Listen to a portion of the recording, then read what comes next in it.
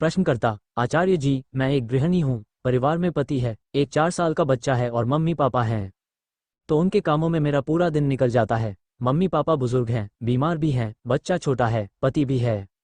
मैं अपनी लाइफ जीवन में गवर्नमेंट जॉब, सरकारी नौकरी के लिए तैयारी करना चाहती हूँ और उसको पाना चाहती हूँ। तो जब मैं पढ़ाई के लिए बैठती हूँ तो मुझे काम सब नजर आते हैं, तो मैं पढ़ाई छोड़कर उन कामों में लग जाती हूँ। तो क्या मुझे पढ़ाई पर ही पूरा फोकस करना चाहिए? आचार्य प्रशांत, सबके लिए आप जो सबसे ऊंचा काम कर सकती हैं वो है आपकी पढ़ाई। सबके लिए आप जो सबसे ऊंची सेवा कर सकती हैं वो है आपकी पढ़ाई। ये बिल्कुल मत सोचिएगा कि अगर आप घर के इधर उधर के काम छोड़कर के पढ़ाई कर रही हैं तो ये दूसरों के प्रति अप्रेम है या उपेक्षा है। आप घर की बहुत महत्वपूर्ण सदस्य हैं। आप अगर सीमित रहेंगी, कैद रहेंगी, अज्ञान में और अंधेरे में रहेंगी, बंधन में रहेंगी, तो घर में किसका भला होने वाला है? आमतौर पर जो घरों की बुरी दशा रहती है, जो कलह क्लेश संताप रहता है, उसका बहुत बड़ा कारण ये है कि घर के केंद्र में जो महिला बैठी है, जो स्त्री है, पत्नी है, माँ है, गृहिणी है, उसको घर में कैद कर दिया गया है। घर उसी से है और उसको घर में बिल्कुल बांध दिया गया है। जब वो घर से कभी बाहर निकलेगी नहीं तो उसे दुनिया का कुछ पता नहीं चलेगा। दुनिया का जिसे कुछ पता नहीं वो अंधेरे में जी रहा है। वो क्या बच्चे की परवरिश करेगा, वो क्या पति के काम को समझेगा, बहुत बचकानी हरकतें करेगा। फिर वो पुरुष ने साजिश करी कई वजहों से स्त्री को घर में कैद करके, और उसने सोचा कि मैं बड़ी होशियारी का काम कर रहा हूँ, मैंने औरत पर एकाधिकार कर लिया, सत्ता जमा ली, घर से बाहर ही नहीं निकलेगी तो क्या पंख फैलाएगी, क्या उड़ेगी, क्या मेरी अवज्ञा करेगी, मेरे इशारों पर चलेगी, मेरी दासी सेविका बनकर रहेगी घर में। पुरुष ने सोचा कि वो बड़ी होशियारी का काम कर रहा है। उस पगले को समझ ही नहीं आया कि स्त्री घर की धुरी है, घर का केंद्र है। तुमने अगर उसको बंधन में रख दिया, अशिक्षित रख दिया, तो पूरा घर बर्बाद होगा। पुरुषों का षड्यंत्र पुरुषों पर ही बहुत भारी पड़ा है। आमतौर पर हम जिन्हें गृहिणियां कहते हैं, हाउसवाइफ कहते हैं, उनकी बड़ी दुर्दशा की है पुरुषों ने। उनसे कहा गया है कि तुम घर का काम देखो। घर का काम माने क्या? दुनिया, समय, समाज, तकनीक, राजनीति, विज्ञान, ये वो जगह है जहां आदमी की उत्कृष्टतम प्रतिभा अपना रंग दिखा रही है। उस सब से तुमने काट दिया न औरत को। तुम उसे पता भी नहीं लगने दे रहे कि विज्ञान कहाँ जा रहा है। आधुनिक टेक्नोलॉजी से तुम उसका परिचय ही नहीं होने दे रहे। अर्थव्यवस्था चलती कैसे है और क्या है, तुम उसे जानने ही नहीं दे रहे। तुमने उसे कृत्रिम सुविधा दे दी है कि तू घर में बैठ, घर के काम कर, बाहर निकलेगी तो तेरे लिए झंझट है, खतरा है। इस कृत्रिम सुविधा और सुरक्षा के कारण स्त्री के बाजू नहीं मजबूत हो पा रहे। जब तक धूप नहीं झेलेगी, सड़क पर ठोकरें नहीं खाएगी, दुनिया की चुनौतियां नहीं स्वीकार करेगी, स्त्री की मांसपेशियां सबल कैसे होंगी? नहीं होगी ना। तो वो कोमल कोमल ही रह गई, धूप में नहीं निकली तो गोरी गोरी ही रह गई। कोमल, गोरी और मुलायम गृहिणी ये पुरुष के भोग के लिए अति उत्तम है, पर बड़ा दुखद जीवन बिताती है, खुद भी बहुत दुख में रहती है और अपने साथ परिवार को भी डुबाती है। आप देखते नहीं हैं, दिन भर टीवी में जो कार्यक्रम आते हैं, जो खासतौर पर गृहिणियों को लक्ष्य करके बनाए गए होते हैं, वो किस श्रेणी के होते हैं और उनमें कितनी बुद्धिमत्ता और गुणवत्ता होती है। सुबह 10 बजे से शाम के 6 बजे के बीच टीवी में जो सामग्री आती है वो किसके लिए आती है? गृहिणियों के लिए आती है। और देखो वो कैसी रहती है, कैसी रहती है, किस कोटि की रहती है, उसमें मसले कैसे रहते हैं, बोलो। उनमें किन विषयों को उठाया गया होता है? प्रश्नकर्ता पारिवारिक कलह क्लेश। आचार्य प्रशांत, वो भी किस तल का? पारिवारिक कलह क्लेश भी किस तल का? एकदम ही घटिया तल की न। आदमी ने षड्यंत्र कर करके स्त्री को उस तल पर बांध दिया है। ये पुरुष की साजिश है। इस साजिश के केंद्र में पुरुष की असुरक्षा है और पुरुष की कामवासना है। तो उसने साजिश करी कि औरत को घर में कैद कर लूं ताकि उस पर सर्वाधिकार रहे। बिल्कुल गूंगी गुड़िया बना दिया उसको, डम, और सोचा कि इसमें नुकसान तो सिर्फ औरत का है, बेचारी का। उसे पता भी नहीं चला कि घर की आत्मा है स्त्री, और तुमने उसको अगर गूंगी गुड़िया बना दिया, घर में कैद कर दिया, तो तुम्हारा पूरा घर पतन में गिरेगा। यही तर्क दिया जाता है ना, जानू तुम्हें काम करने की क्या ज़रूरत है, हम हैं तो भाई काम करने के मज़े तुम अकेले ही ले लोगे। काम क्या सिर्फ पैसा कमाने के लिए किया जाता है? जानते नहीं हो क्या कि काम ही व्यक्ति का निर्माण करता है। कल हम बात कर रहे थे न कि क्रिया तो जीव भी कर लेते हैं, क्रिया तो सब पशु इत्यादि भी कर लेते हैं। मनुष्य पशुओं से कैसे अलग है? वो काम करता है, वो कर्म करता है। दैनिक क्रियाएं, खाना पीना, प्रजनन, सोना उठना, ये सब तो पशु भी करते हैं। आदमी और पशुओं में अंतर क्या है? आदमी कर्म करता है, आदमी को मुक्ति चाहिए। तुमने स्त्री से कर्म का अधिकार ही छीन लिया। तुमने स्त्री से कह दिया, तेरा कर्म है तू रसोई साफ रख, तू बिस्तर बिछा, तू पोतले धो और फिर टीवी देख। ये तीनों निपटा ले फिर टीवी देख। तुमने स्त्री को ठीक से इंसान भी नहीं रहने दिया। बड़ा शोषण किया है, और यह बात बच्चियों में बचपन से ही डाल दी जाती है कि तुम्हारा काम है दूसरों की सेवा करना। यहाँ बगल में काम चल रहा था, मजदूर थे, मैं देखता था। एक लड़की आती थी, बहुत छोटी, 4 की होगी, 6 की होगी, और वो गोद में उठाए उठाए घूमती थी अपने छोटे भाई को। बहुत कम लड़के होते हैं जो ये काम करते हैं। लड़कियों में ये भावना बचपन से ही डाल दी जाती है कि तुम्हारी जिंदगी तो दूसरों के लिए है। वो 4-5 साल की है, उससे वो ठीक से उठ भी नहीं रहा, वो 6 महीने का बच्चा, पर वो उसे उठाए उठाए घूम रही है। और स्त्री के अहंकार को सेवा से बांधा जाता है। उससे कहा जाता है कि तुम बहुत अच्छी लड़की हो अगर तुम दूसरों के लिए जीती हो। स्त्री को तो ठीक से स्वार्थी होने का हक भी नहीं दिया जाता। उसको गौरवान्वित किया जाता है। उससे कहा जाता है, देखो तुम दूसरों के लिए तो जी रही हो ना, इसी में तो तुम्हारी महिमा है। यही तो नारी का गौरव है, दूसरों के लिए जीना। दूसरों के लिए तो तब जियोगे ना जब पहले तुम खुद कुछ रहोगे। बहुत अच्छी बात है दूसरों के लिए जीना, मैं पूरा समर्थन करता हूँ दूसरों के लिए जीने का, लेकिन अगर हम ही कुछ नहीं है तो हम दूसरों को क्या दे सकते हैं। औरत को कुछ बन तो जाने दो, फिर वो दूसरों की सेवा करेगी ना। तुम उसे बनने ही नहीं दे रहे कुछ, और उसके भीतर ये बात घुसेड़ दी है कि जीवन की सार्थकता तो इसी में है कि इसकी सेवा कर दो, उसके लिए कुछ कर दो। बच्चों को भी आप ज़्यादा कुछ नहीं दे पाएंगी अगर सबसे पहले आपने अपना निर्माण नहीं किया है। अपना तो निर्माण करिए ना, वो आपका प्रथम दायित्व है। फिर कहता हूँ दूसरों को कुछ देना, दूसरों की सेवा करना भली बात है, लेकिन प्रथम दायित्व आपका अपने प्रति है। आप कुछ नहीं है तो आप दूसरों को क्या देंगी।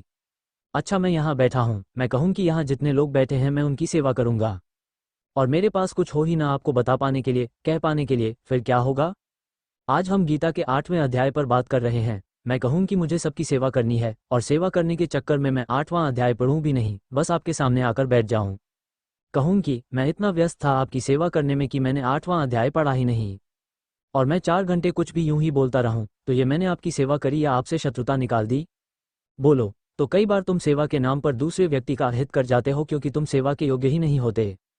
सेवा करने के लिए कुछ योग्यता भी तो चाहिए ना, वो योग्यता कैसे आएगी। प्रेम में किसी के लिए कुछ करना एक बात होती है और प्रभाववश, संस्कारवश किसी के लिए कुछ करना बिल्कुल दूसरी बात होती है। जहाँ प्रभाव है, संस्कार हैं और विवशता है और बंधन है और गुलामी है, वहाँ प्रेम तो होगा ही नहीं। एक मशीन की तरह आप काम करते रहोगे, फिर क्या नतीजा निकलेगा। बेटियां होंगी घर में, आप बेटियों को भी यही सीख दोगे कि जो हमने करा वही ठीक है बेटी, तुम भी ऐसे ही करना। क्यों सीख दोगे? क्योंकि आपको अगर लगा ही होता कि जो आप कर रहे हैं वो ठीक नहीं है तो आपने बदल दिया होता ना। आपको अगर ये लगा ही होता कि जो आप कर रहे हैं वो ठीक नहीं है तो आपने बदल डाला होता ना। और ऐसा भी होता है कि कुछ कर डालो जिंदगी भर तो फिर उसको गलत मानते हुए अहंकार को भी चोट लगती है। 40 साल से हमने कुछ नहीं करा है, घर में बस झाड़ू पोछा किया, वही लोग लहसुन। 40 साल से हमने यही करा है, अब मान कैसे ले कि हमने पूरी जिंदगी गलत जी और गलत गंवा दी। तो फिर जो हमने करा वही हम बेटी से भी कराएंगे और फिर बहू से भी कराएंगे। ये बड़ा एक कुचक्र है फिर जो आगे बढ़ता है कि हम भी जीवन भर घर में ही कैद रहे, अब बहू आए है, बहू को भी काम नहीं करने देंगे। क्योंकि अगर हमने बहू को काम करने के लिए प्रेरित किया तो फिर ये साबित हो जाएगा ना कि हमारी जिंदगी बर्बाद गई। हम कहेंगे, बहू देख हमने तो कभी काम नहीं करा, हम तो फिर भी खुश हैं। हम में कोई कमी दिखती है क्या तुझे? तो जैसे हमने कुछ नहीं करा तू भी कुछ मत कर। और ये बड़ा तर्क रहता है न कि हम में कोई कमी दिखती है क्या तुझे। एक बड़े पूजनीय और प्रचलित गुरुजी हैं आजकल, स्त्रियां बाहर काम करें या ना करें इस मसले पर उन्होंने कहा कि मेरी दादी ने जिंदगी भर कहीं बाहर निकलकर काम नहीं करा, पर वो बड़ी असाधारण स्त्री थी। इससे सिद्ध हो जाता है कि स्त्रियों को बाहर काम करने की कोई विशेष आवश्यकता है नहीं। ये बड़ा खतरनाक, झूठा और घातक तर्क है कि बहू हम में तुझे कुछ खोट दिखती है क्या। हम तो कभी ना गए दफ्तर शफ्तर, वो हमारे पति काफ़ी थे कमा के लाने के लिए, हम जैसे नहीं गए। तू भी घर पर बैठ, या फिर तू हिम्मत करके हमारे मुंह पर बोल कि हाँ दादी तुम्हारी जिंदगी में खोट है। वो हिम्मत हम कर नहीं पाते कि मुंह पर बोल दे कि सासू माँ आपकी जिंदगी में बहुत खोट है और आपकी जिंदगी पूरी बर्बाद है, कृपा करके हमारी जिंदगी में अपनी छाया ना डालें। ये हम बोल नहीं पाते। उन्होंने तर्क ही ऐसा दिया है कि हमारी जिंदगी में कोई कमी है क्या। कोई कमी है? कमी के अलावा और क्या है आपकी जिंदगी में? और सबसे बड़ी कमी ये है कि वो आपको कमियां दिखती भी नहीं हैं। जानते हो ये कितनी बड़ी कमी होती है? जब सड़क पर निकलो न तो अपनी कमियां पता चलती हैं। अक्सर जो व्यक्ति घर में ही बैठ गया वो बड़ा दंभी, घमंडी, अहंकारी हो जाता है क्योंकि उसे अपनी कमियों का पता भी नहीं होता। जाओ जरा दुनिया की चुनौतियां स्वीकार करो, अनजाने लोगों के साथ काम करो, तो पता चले कि तुम में कितनी सामर्थ्य है और कहाँ कहाँ पर तुम्हारी चूक है। अब घर पर हो, खाना बनाया, खाने वाले भी कौन है? तुम्हारे ही पति, तुम्हारे ही बच्चे। औकात किसी की बोल दे कि ये क्या बनाती हो तुम भूसा। यहाँ तो तुम्हारी कोई खोट भी नहीं निकालेगा कि निकाल पाएगा। बाहर निकलो तो पता चले न कि क्या है। अब घर में हो और 6 बजे सोकर उठो या 7 बजे सोकर उठो, अपना ही राज है। करो किसी दफ्तर में काम और वहाँ बॉस को रोज बताओ कि आज 1 घंटे लेट देरी से आएंगे, फिर देखो क्या होता है। जो बाहर काम करते हैं उनके व्यक्तित्व का निर्माण होता है, उनकी खोट एक एक करके निकाली जाती है, कम होती है। जो घर में बैठ गया उसे अपनी खोट कमियों का पता भी नहीं लगने पाता, वो यही सोचता है कि हम ही तो दुनिया के बादशाह हैं। मैं ही बेगम हूँ, मैं ही रानी हूँ। अक्सर गृहिणियों की अकड़ बिल्कुल लाजवाब होती है। आएगा जाएगा कुछ नहीं, दुनिया का कुछ अता पता नहीं, लेकिन बहुत भारी अकड़। भाई तुम हो कौन? और वो अकड़ और ज्यादा घातक हो जाती है जब उस अकड़ के पीछे पति का पैसा हो। क्योंकि पति ने जब कैद करके तुम्हें घर में रखा है तो कुछ मुआवजा तो देगा ना। और मुआवजा मिलता है, मोटा मुआवजा मिलता है, और ये मुआवजा अकड़ को और बढ़ा देता है।